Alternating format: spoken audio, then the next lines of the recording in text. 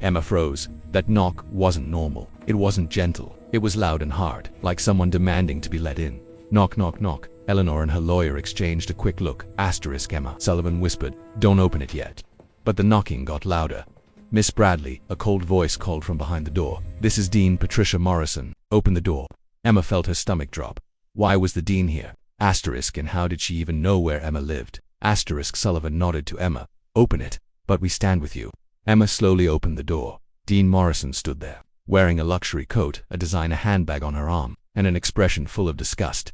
"I heard you're stirring trouble, Miss Bradley," she said. "You embarrassed this university on social media. You involved the news." And now her eyes flicked to Eleanor. "You're dragging outsiders into internal matters." Eleanor stepped forward before Emma could speak. "I'm not an outsider," she said calmly. "I'm the woman your student saved, and you punished her for it." Morrison's smile tightened. "Mrs. Richardson, with respect, this is none of your concern." "It became my concern," Eleanor said, "when Emma bled all over herself to save me while your institution threw her into the trash." The hallway went silent. Morrison's eyes went cold. "Miss Bradley, this will be your final warning. Stop creating drama and sign the withdrawal form I emailed you. If not, we will remove you from the program permanently."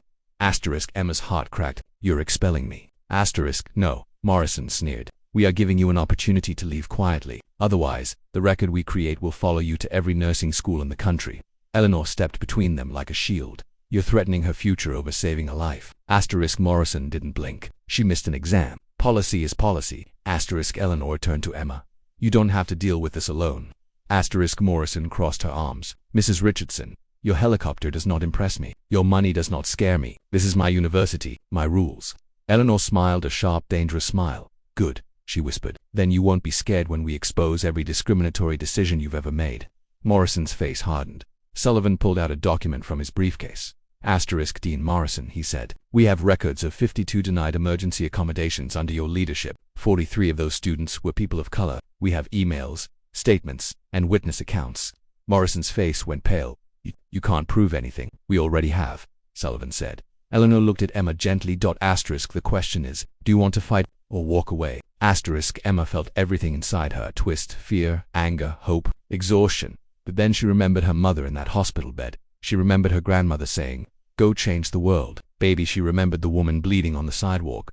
"I want to fight," Emma whispered. Eleanor touched her shoulder proudly. "Then we fight." Morrison stepped back, panicked. "You'll regret this," she spat. "Both of you," and she stormed away. Emma's knees almost gave out. "Why is she doing this to me?" she whispered. "Because she's scared," Eleanor said softly. "Bullies become monsters when someone finally stands up." Then Eleanor lifted Emma's chin gently. "And we're going to bring the whole system down." The next morning things went wild. News reporters surrounded the university gates. Students held signs with Emma's name. #Justice for Emma started trending online. Professors began emailing support. But the biggest shock came at 10 a.m. The university president called a meeting, and he wanted Emma there.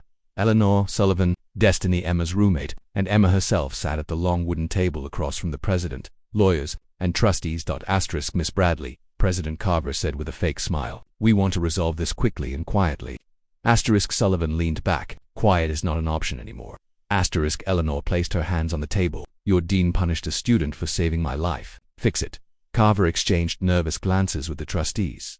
"Fine," he said finally. "We will offer Miss Bradley a makeup exam." Emma blinked. "A makeup exam?" she repeated.